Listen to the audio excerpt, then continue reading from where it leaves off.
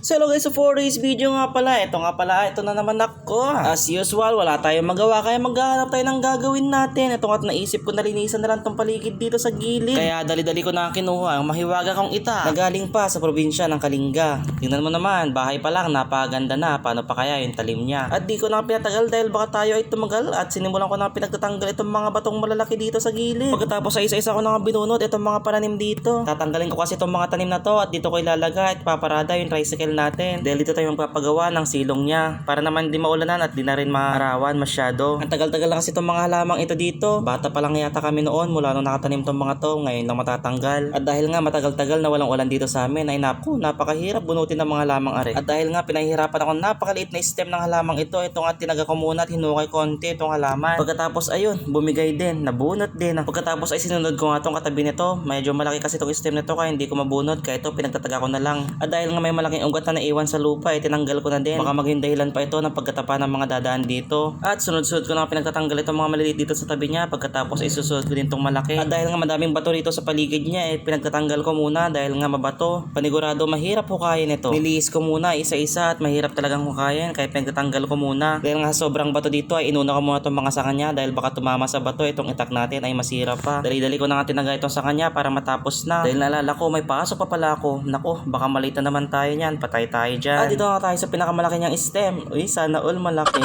At ganito ang ginawa ko. Pinagilidan ko muna para na matanggal siya. Mapurol na nga itong itak ko dahil hindi ko na inahasa dahil hindi ko naman masyadong ginagamit. Bumili lang talaga ako ng itak para may display ako. Charat.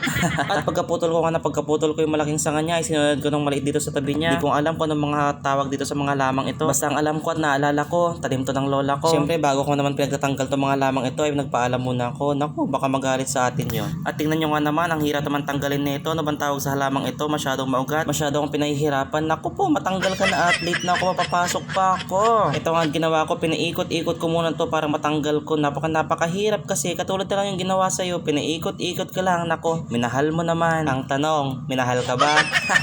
Charot. O, baka mapikon ka na naman. At akala ko nga ay tapos na ako. Meron pa palang mga maliliit dito na nakatanim. At dali-dali ko na nga pinagtanggal dahil baka makalimutan ko pa dyan. And last but not the least, itong ugat niya na pagkalaki-laki. At inuga-uga ko nga baka sakaling matanggal pero hindi mahirap pala dahil ang haba-haba pala ng ugat nito sa loob. Kaya ito ginawa ko, pinagtatanggal ko muna itong mga bato sa gilid at hinukay-hukay ko na din. Kaso naisip ko anong oras na, naku malilate talaga ako nito kaya tinigil ko muna. Hindi ko kasi matatapos to, pagka tinapos ko to dito ngayon, naku wala na, baka hindi na ako makapasok. Kaya ipagpapaliban ko muna to kaysa naman ako ang lumiban sa trabaho ko. Naku, patay tayo dyan. Nga pala, di ko na nga rin alam kung paano ko tatapusin to. Maraming salamat ka pala sa pag-aksaya ko ng ilang minuto mo. At kung bago mo pa nga lang pala nakita tong video ko, baka naman pwede ka mag-comment, like and share. I-comment mo na din kung taga saan ka para naman malaman ko kung saan umabot tong video ko. Maraming salamat. Baka naman pwede mo na rin ako i-follow para naman lagi kang updated sa mga bagong upload ko. Manood ko ulit sa susunod na upload ko. Maraming salamat.